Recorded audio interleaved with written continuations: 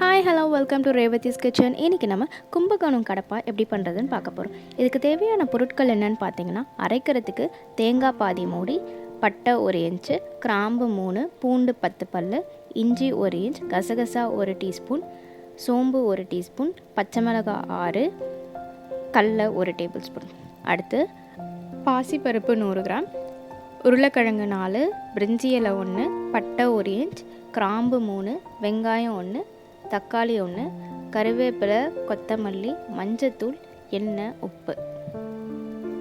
ஒரு மிக்சர் ஜாரில் பாதி மூடி தேங்காய், இது கூட பட்டை, கிராம்பு, 1 டீஸ்பூன் சோம்பு, 10 பல் பூண்டு, 1 இன்ச் அளவுக்கு இஞ்சி, 5லேருந்து 6 பச்சை மிளகாய், ஊற வச்ச கசகசா, 1 டேபிள் ஸ்பூன் கடலை. இது எல்லாத்தையும் சேர்த்துட்டு நம்ம ரொம்ப நைஸாக அரைச்சி எடுத்துக்க போகிறோம்.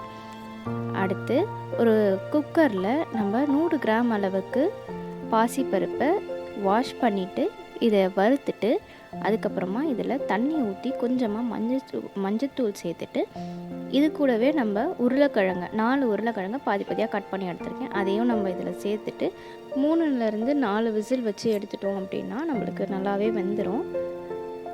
குக்கர் ஓப்பன் பண்ணிவிட்டு இதில் இருக்க உருளைக்கிழங்கு மட்டும் நம்ம ஃபஸ்ட்டு தனியாக எடுத்து வச்சுட்டு, பருப்பை நம்ம நல்லா தண்ணி ஊற்றி மேஷ் பண்ணிக்கலாம். கொஞ்சமாக தண்ணி சேர்த்துட்டு இதை நல்லா நம்ம மேஷ் பண்ணிக்கலாம்.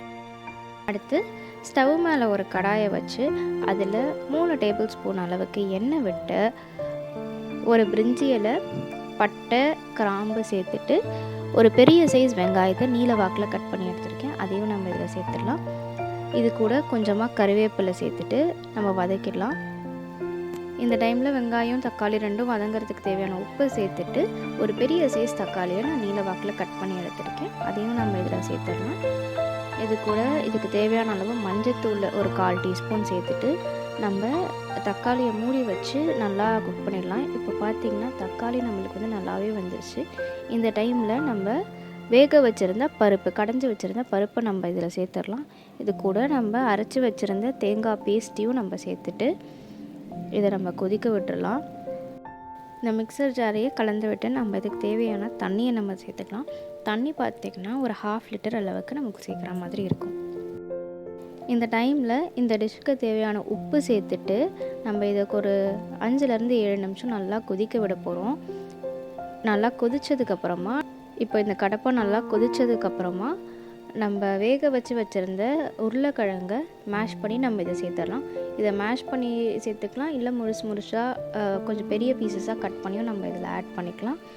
அடுத்து ஸ்டவ் ஆஃப் பண்ணிவிட்டு லெமன் ஜூஸ் ஒரு 5 to 6 ட்ராப்ஸ் நம்ம இதில் சேர்த்துட்டு கொத்தமல்லியை தூவிட்டோன்னா அவ்வளோதான், நம்மளுக்கு கும்பகோணம் கடப்பா வந்து ரெடி ஆகிடுச்சு.